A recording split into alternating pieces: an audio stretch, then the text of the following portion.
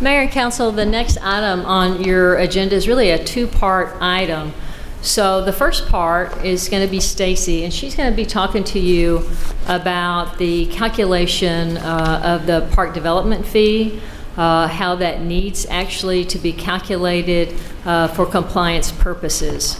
The second part of it is really has to do with the billing of the park development fee. You'll remember that back in 2016, I called each one of you and I said, we are opening up an internal audit, and that audit has to deal with the fact that it appears that we have not collected park development fees on all projects.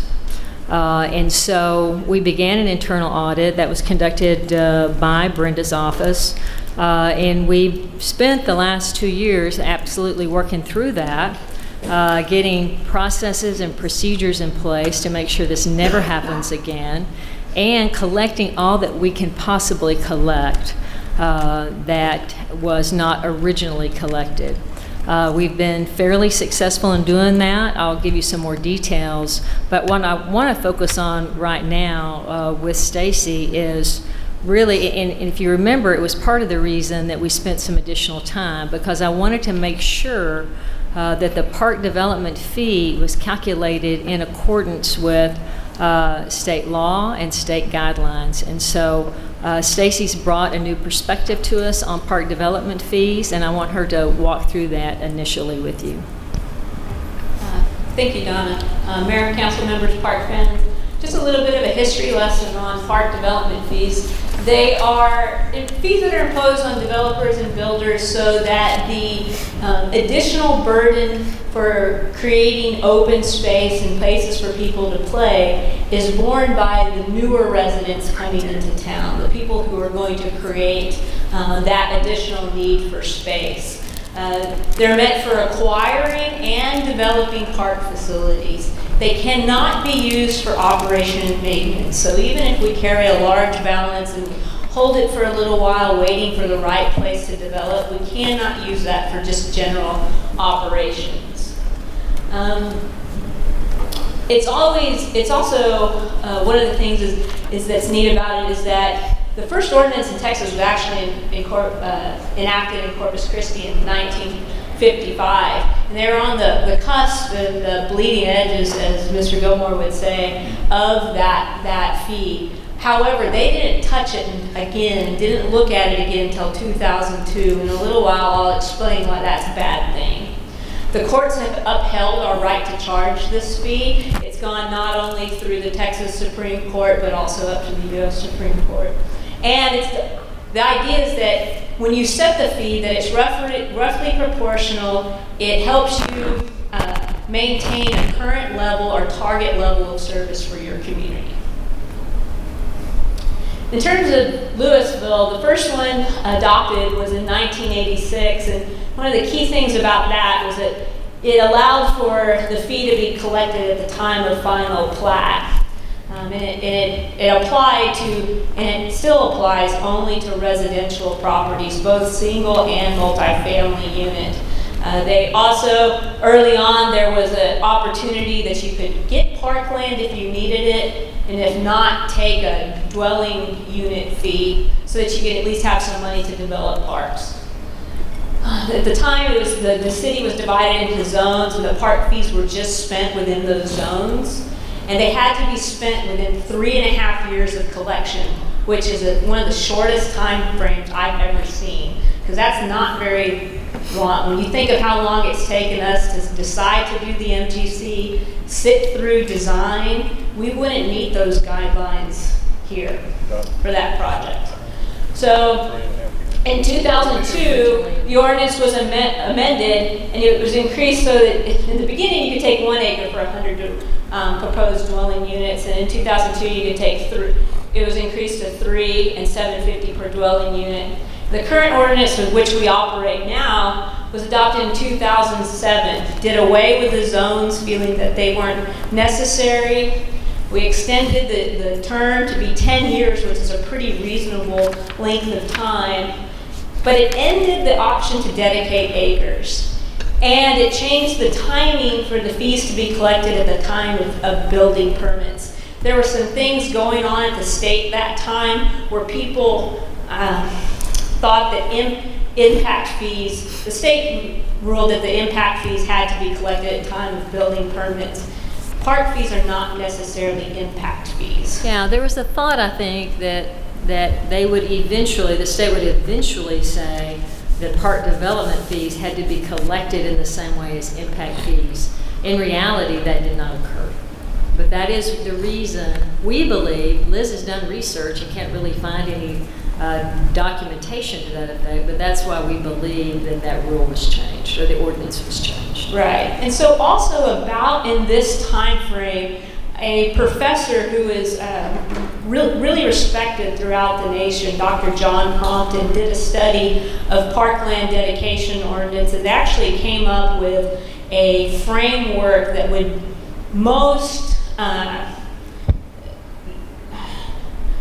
stay true to the idea of being roughly proportionate and meet current level of service. And the idea was that you would look at not only the possibility of taking land, but also taking money for development.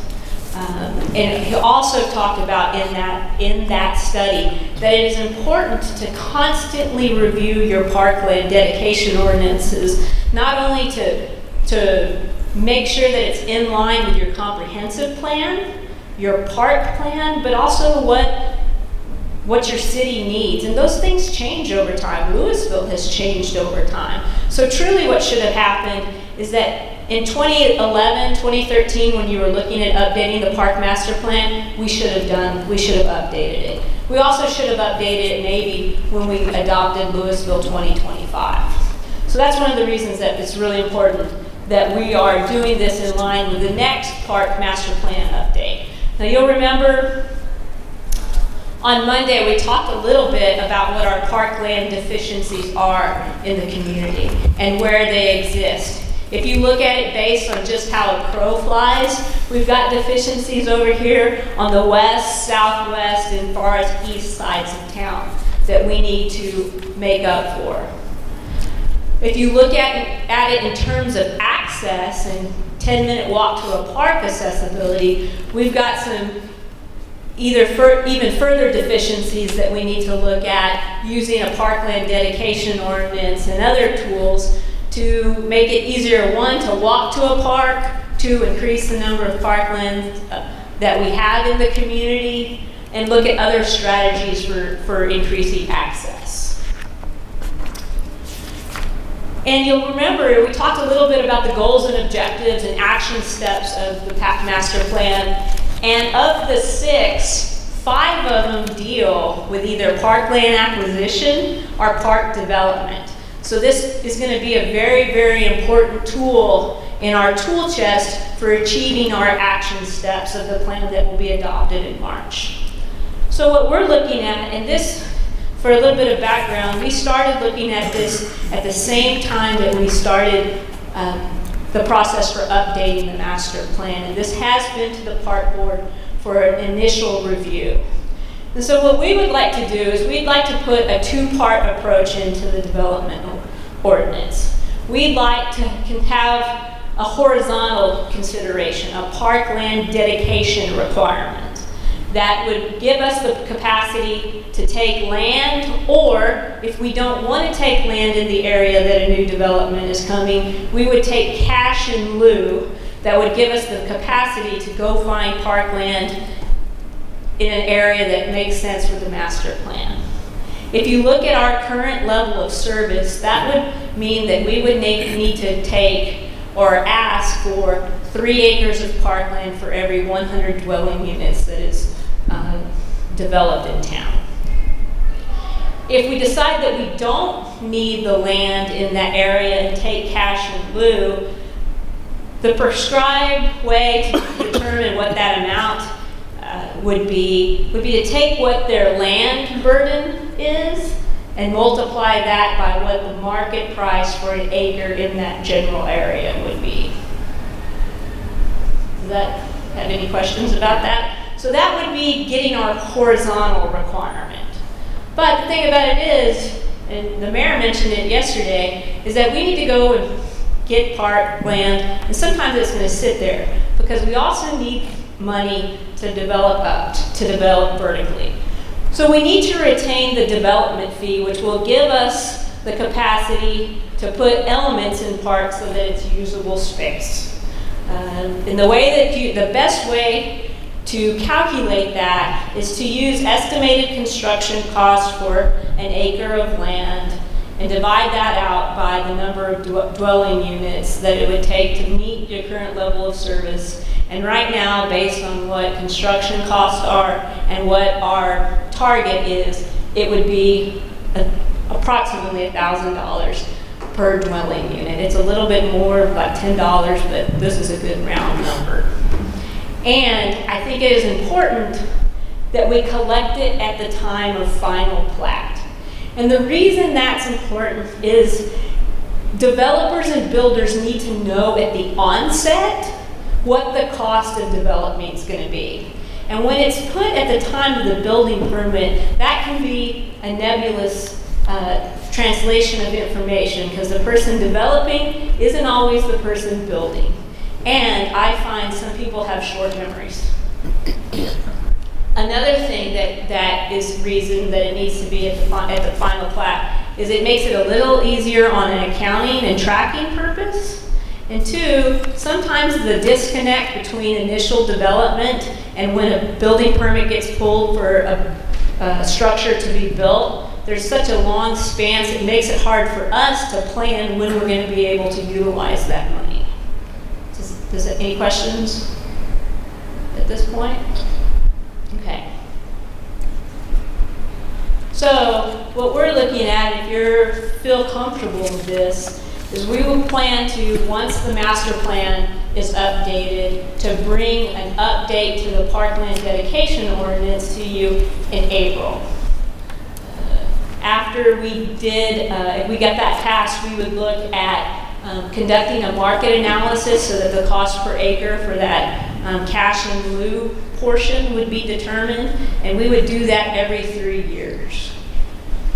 And then annually, we would do a review of construction and development costs so that the development fee could be updated and maintained.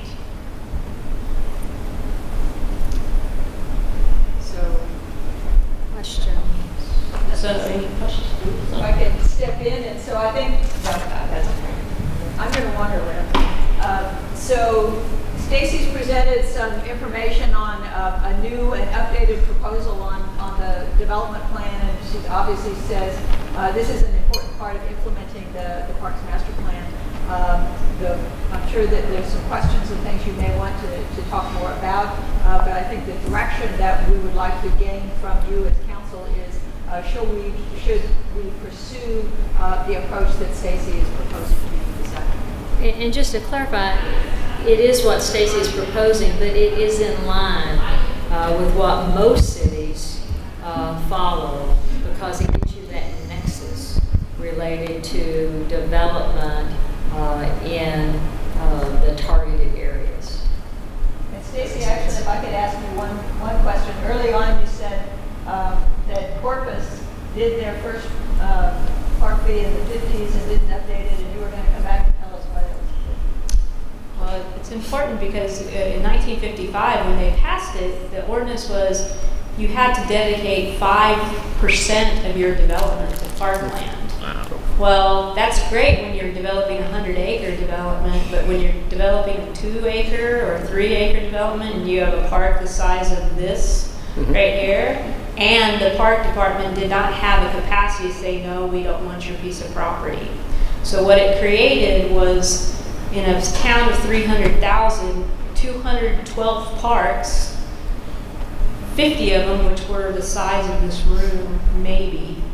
And while that's great with the number of acres that we had in Corpus Christi, the problem is it costs you and takes the same amount of resources to load up a truck and a mower and a trimmer to get to a piece of property this large as it does to get over to Railroad Park and do that. So time-wise, our teams were spending so much time in their vehicles that they weren't being effective. And then plus, what can you play in this size space? Chess. Well, it's true. So it just wasn't compatible. And it demonstrates to me that it's important to constantly have a touch pin with where your community's going and what your open space needs are. And so what I'm hoping is that we constantly come back to this every time we do an update to our master plan or the comprehensive plan to make sure that the ordinance reflects the goals and objectives of each of those plans. So what questions and comments do you all have? I have a question for you, and it's gonna maybe probably have a follow-up comment. So the question is, have you looked at others? So you're talking about collecting at final plat. Have you looked at other cities to see where they're collecting and where collections are most successful? And the reason for asking the question is that by collecting at final plat, you're probably tapping into interim loan money, which is high interest. So you're kind of you're not just hitting them for that money, you're hitting them for the interest on that money. I would tell you that it's probably mixed, that a number of cities did it at plat, and about the time we switched to building permit, a number of cities also did that. But I think really for successful collection, I think if you get it at the time of plat, then it's much better for the city as far as park planning purposes. If you get it at building permit, those building permits could be being pulled, over a number of phases. So you wouldn't get your money for development, 5-10 years. So it makes it very difficult, I think, for development purposes. And there's really no point in between that you could set up as X days, 180 days after final plat, or you let them start getting some income back in, some sales money back in. The more complicated you make this collection process. I'm big on keep it simple. You've heard it. Yeah, absolutely. I think my strong recommendation is to keep it simple. I'm going to tell you it's either done at plat or at building permit. I don't know of a city that does it with any other methodology, but I'm going to look at Stacy.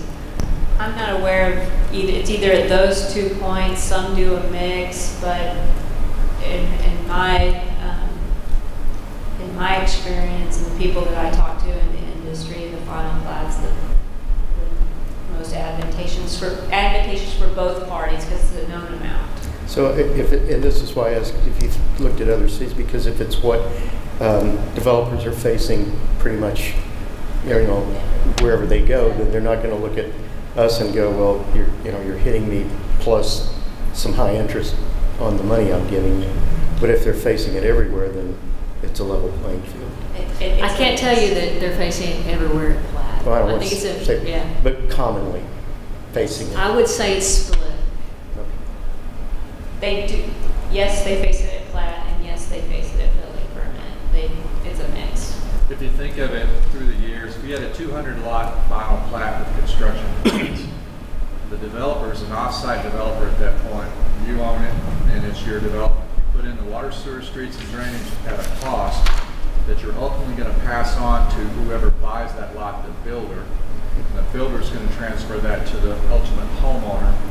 So all those costs carry forward. So if you have 200 lots, you build 50 homes in 2 years, there's no real way to claw back because the original developer's gone because he sold it to the home builder and then so forth. So there's really, you're looking at that passed on cost. The homeowner's getting the passed on cost for the screening wall, sanitary water, storm, pavement, all this, that, and the other. I would say probably 15 or 20 years ago, most cities did it at the final plat because it was carried through evenly with the rest of the cost of the development. May not have been in front of that home, but it was a shared cost for that original landowner that passed it all the way through various owners in time. So really, just wrap up, it's just making sure we're not creating something that's kind of a damper for developers to go, well, yeah, but I got to pay Louisville that and, get hit for the interest on. I would tell you that no developer likes to pay fees. Well, I get that. Yeah. I think, Neil, your point is that you want to make sure that what you're doing is in line with the practices. That I'm not causing people to say, I'll go build next door. Yeah, I don't think you are, Councilman. Okay. Other questions, other comments? I'm really pleased that we have some objective goals on developing parkland, whether it's the 10-minute walk or it's finding those. I've always felt like we collect these park fees and then, ooh, there's a, and we jump. And to the mayor's point, that's always great if we can find an opportunity. But this gives us a real focus throughout the city as to how we develop our green space, which I'm really excited to see. Yes, sir. We're going to make sure. We're going to make sure it will only be spent if it is an objective or action step listed in the master plan. That will be our part of our nexus, and we are going to list that in the ordinance update. Love that. Others? Any comments? Mayor? Okay, so I take from the information here, obviously concerned about making an objective tied to the master plan itself, making sure that what you're doing is in line with practices that a developer would encounter in other cities, but proceeding with the approach that you're proposing for the ordinance update. And I think that would include that regular review that you were suggesting, Stacey, of reviewing prices and reviewing at a time of a comp plan. Okay. So Mayor and Council, when you talk about the audit, or when we talk about the audit, and you look at what happened, Brenda and her staff spent many hours digging back through this, because when I see something that's not built properly, there are various reasons that could have happened, and I needed to know 100% what had caused this. And so the audit team actually went all the way back to 2006, and we chose 2006 because that was the year before the ordinance changed. The ordinance changed in 2007, and that's that change where it went from plat to building permit. And we saw in 2006 everything was billed properly. And the way it was billed then, and when it was at plat, was that the planning department actually handled that, and they made sure when they were reviewing the plat that they made a notation that we must collect the park development fee. It was plainly on the plat. It was paid for over in engineering only because that's where the clerk was. And so they went there, and you could see the engineering form very plainly said park development fee, and that's where it got paid. When we changed in 2007 to the building permit, that meant all of a sudden it wasn't planning that was involved in that process, it was building official that was involved in that process. And so what happened, that changed the collection over to the building permit clerks. And so when the audit team went in and looked at their forms, not one form reflects park development fee. When you went back and we researched the 2 software changes that occurred through that period of time, not one of those computer systems reflected park development fee collected at building permit. And so that, along with the fact that in 2008, what happened? A Great Recession happened, and we didn't do any residential development until 2012. So you have collection of park development fee through 2006, and actually we even kind of collected kind of spottily after 2007, and that's probably because you had projects that were already in process. And so you don't see anything happen again until 2012, when residential development started occurring again. So now it's over a building permit. You have clerks that have not been trained. You have no system that's reflective of that requirement, and it did not get collected. And so if you go to the next feed, or next slide. So when we caught it in 2016, it was close to $1 million. They had not been collected, $981,000. And so our team immediately went back and started looking at, how do we handle this? Do we try to collect it from every builder? And the problem with the whole issue was it started have been built and they're gone. Yep. And so we had the city's reputation to deal with also. And so we went back and we were able to collect this fee from all of the builders that were still in process. They had ongoing projects. And that amounted to $420,000. That leaves a balance of $561,000 that's never been billed. I don't have authority to not bill.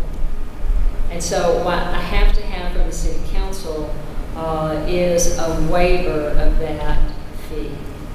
And so it is my strong recommendation that you do waive the fee at this point in time, because my only other option would be to bill it, and I think you would have a very bad reputation with some of the builders who hopefully will come back and build again in our community. In order to waive it, there is a list, the specific list of who didn't pay. We have actually developed a motion that has that list, and it needs to be actually read. Councilman Gilmore does have that list, and if you so choose to waive it, he has the information. So to me, it's unfortunate, it's history, move on. I will tell you that we've spent a lot of time as an organization learning from this, and it's been very, very painful. We have put a process in place. The internal audit management response talks specifically about what we're going to do when we change an ordinance. I mean, that's to me where this problem occurred. A change occurred in the ordinance, and we didn't manage it properly.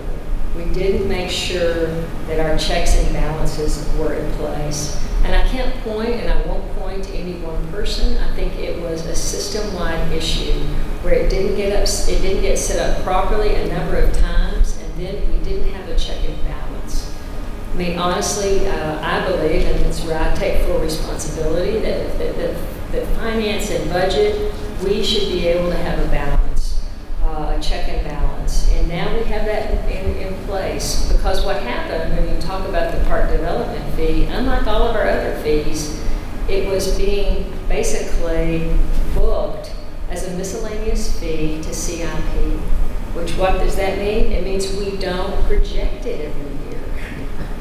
If we had projected it, we would have caught it, but we didn't. And so that will also be in place. It is in place now. Well, we will project that fee and we will budget it every year. So I feel comfortable that we've taken the steps necessary to make sure this type of situation never occurs again. Also, we have an excellent internal audit team, and we will be looking at all fees on a regular basis. And Britt, I don't know if you want to add anything to your audit process. Yes.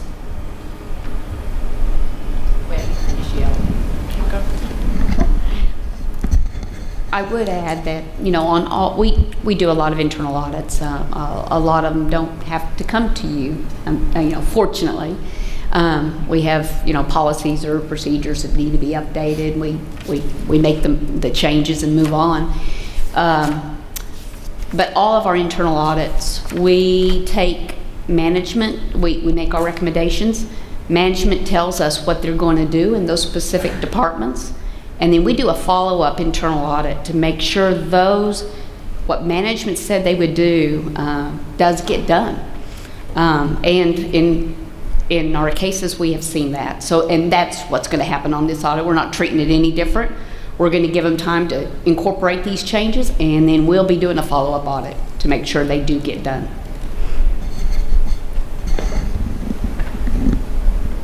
Any questions? I want to thank staff for making this shorter than most of the proclamations I've had to read in the past year. I move to grant variances to Section 2-201 fee schedule of the Louisville City Code to allow the waiver of the following park development fees. $27,750 for the 2012 Victoria Heights development by RDG 121 Limited. $20,250 for the 2014 The Preserve at Vista Ridge Addition development by Cedar Creek Development LLC. $1,500 for the 2014 J. Wilson Edition development by Jimmy Wilson, $57,750 for the 2014 High Point Oaks Estates Edition development by M.I. Homes of DFW LLC, $30,000 for the 2014 Brookside Edition Block A and B development by Megatel Homes, $66,000 for the 2014 Wendell Meadows Edition Phase 1 development by Lennar Homes, $10,500 for the 2016 Wendell Meadows Edition Phase 2 development by Lennar Homes, $23,250 for the 2015 Crescent Estates Edition development by Megatel Homes, $217,500 for the 2015 Pine Prairie Edition Phase 2 development by Specified Properties LXLP, $56,250 for the 2015 Verona Edition development by D.R. Horton, Texas, $48,750 for the 2015 The Hills of Vista Ridge Phase 1 development by Pulte Homes of Texas, and $1,500 for the 2016 The Hills of Vista Ridge Phase 2 development by Pulte Homes of Texas. Second. We have a motion and a second. Is there any discussion? All those in favor signify by saying aye. Aye. Opposed, say nay. Motion carried.